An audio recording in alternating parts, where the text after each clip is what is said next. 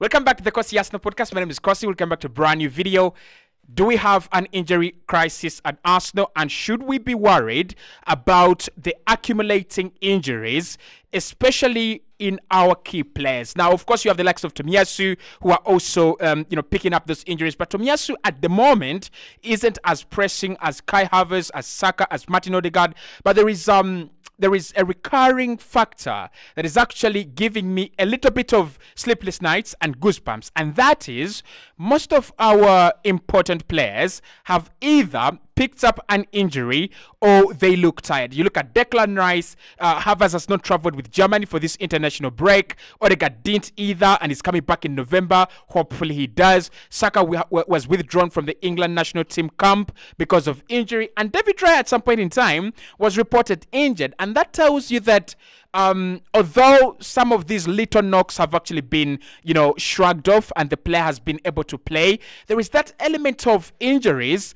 kind of knocking at the back of our door. And again, another problem that, of course, this poses is that you have this Arsenal team that is still very, very narrow. You have this Arsenal team that is still very, very, small in terms of the squad. You can't replace Odegaard. You can't replace Saka. You can't adequately replace Raya. You can't adequately replace, William Saliba. So regardless of what happens, we need our best players and we need our best performance. So let's dive into it.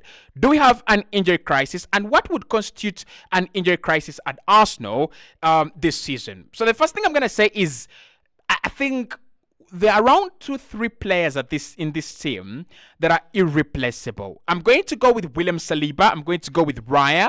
I'm going to go with Saka and Kai Havertz and Odegaard. So those are 5 players that for me are irreplaceable. Kai is irreplaceable, and we're going to talk about Kai. But he is irreplaceable in a way that you just can't find someone that gives you what Kai Havertz gives you in this team. I think he's the most underrated irreplaceable position in this team. For example, if you play Gabriel Jesus there, you're not going to get the goals. Yes, you will get the hard work, and you're going to get a guy that is going to, push and push and push the limits, but you're not going to get the goals that Kai Havertz gets. So, Jesus cannot replace Kai Havertz.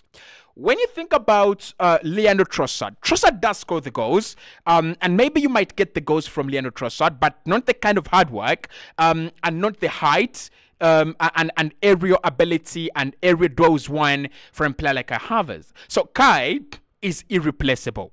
So having Kai Havertz injured plus Saka, because Saka, we've got to agree, whether it's Raheem Sterling, Gabriel Martinelli, Leandro Trossard, it doesn't matter who plays in that position. If it is not Bukayo Saka, you cannot get the same results.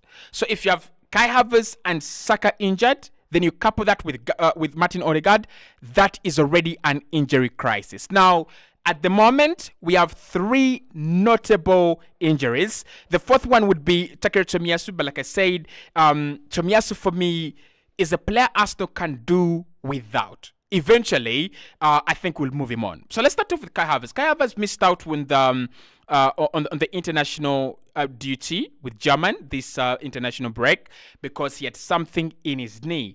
And according to Fabrizio Romano, the German Federation confirmed that Kai Havertz will not be joining them for the upcoming games against Bosnia and the Netherlands with a knee problem. He will be assessed by Arsenal staff in the next few days, but he won't travel with the national team. Now, with Kai Havertz, it is reported this is not something serious. Now, again, when we say this is not something serious, you've got to ask the question, what does it mean when they say it is not something serious? Are they trying to say it is not something serious, therefore he's going to be back as quickly as the Bournemouth game? Or are they saying, well, it's not something serious, but you might miss him for 1 or 2 games? I think Kai Havertz is one of the players that Arsenal have to have every single game. Not because he's the best striker in the world, but because he's the best that we have, and we've got to admit it. And until Arsenal sign a striker, Kai Havertz has got to play as a striker, and he's got to play every single minute. So Kai, Is he going to be back for Bournemouth? I hope so. It's a knee problem, but it has been widely reported that it is not something to be worried about. So if you're an Arsenal fan, calm down. Kai Havertz could be back. But if he's not back for Bournemouth, where do we turn to? Do we turn to Gabriel Jesus? Maybe, but I've not had enough evidence. I've not had enough plausible evidence for me to say, well, Kai Havertz can be replaced by Gabriel Jesus, especially after that very bad performance Raheem Sterling and Gabriel Jesus put in against Southampton. Horrendous performance that was. So Kai Havertz, knee injury, but he could be back this weekend. Let's talk about Saka. With Saka, like I said, we are waiting for the conclusive report. Arsenal always have this kind of way where we usually don't release information about our key player, especially when they're injured, until match day. And that's when we know he's going to be out for quite some time or he's going to be okay. Now, at the moment, I want to believe that there is nothing serious. Because, I mean, if there was something serious, by now, someone somewhere, some outlet somewhere, maybe Sammy Makpo, maybe John Cross from the Mirror, maybe someone could have said Saka is looking at a long period of time out, right? He's a very important player for the England national team. He's a very important player for Arsenal.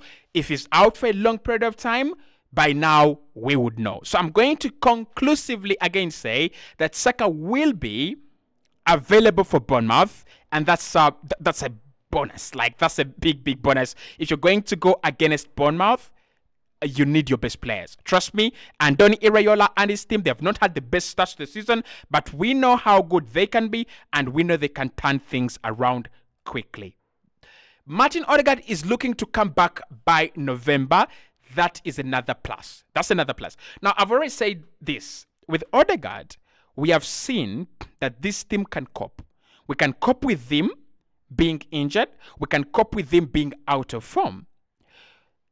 But you can't miss him for a long period of time. The creativity will die out, right? The creativity in this team will eventually be found out. So you need Odegaard back as quickly as possible, especially with Arsenal having around 6 games in November and around 7-8 games in December. You need him. You need him to break down some of the stubborn defenses that won't open up because they want to go into the second legs of the Premier League with around 15 to 20 points. So we need him. November, should he be back? That's going to be a massive bonus, especially with that UEFA Champions League run that we're going to have. Now, Takehiro Tomiyasu. I don't know what we think about Tomiyasu. I want to leave this in the comments. What do we think about Takehiro Tomiyasu? Is it time for him to move on? Because there are reports that he has suffered another injury after coming on against Southampton. Like, seriously, it doesn't really look good. And with the likes of Calafiori, Jalen Timba, Benjamin White, now already there with Jakub Kiwior also lacking in the shadows, Takehiro Tomiyasu's future at Arsenal might be in doubt. But this season, I don't think we shall miss him that much. So should we be worried? Should we be worried about this injury problem? Yes, we should. One, because you've got to agree with me. We have very few players that can step in for our key players. No one steps in for Saliba. Yes, Timba is good, but I'll tell you, the way Timba throws himself like a tennis ball, this guy is going to cause like 100 penalties. So he's so good in his position, but with William Saliba's position, the calm that he brings to the team, the companion he offers Gabriel and the partnership they have, I don't think you just bring in someone because he's so talented and they replace it. The worry I have is that there are more games to come than played. So if you're Arsenal and you're looking at more fixtures coming your way and injuries have already started plaguing your side, the question is, where do you go from there? Honestly, think about this, guys. We have 31 games to go in the Premier League. We have around 6 fixtures in the Champions League. That is given we qualify as a top 8 team. So games are coming thick and faster, and players still have to play in another international break that is in November. And of course, you have that international break that leads to April. Does it lead to April or lead to May? Yeah, that leads to April, right? So we still have more international breaks. We still have more games to come. And looks like our squad is not well prepared. But of course, at the moment, I think we are able to win the next game. We're able to field a good lineup. But after Bournemouth, it's Liverpool and then Chelsea. We need our best performance. We need our best team out there.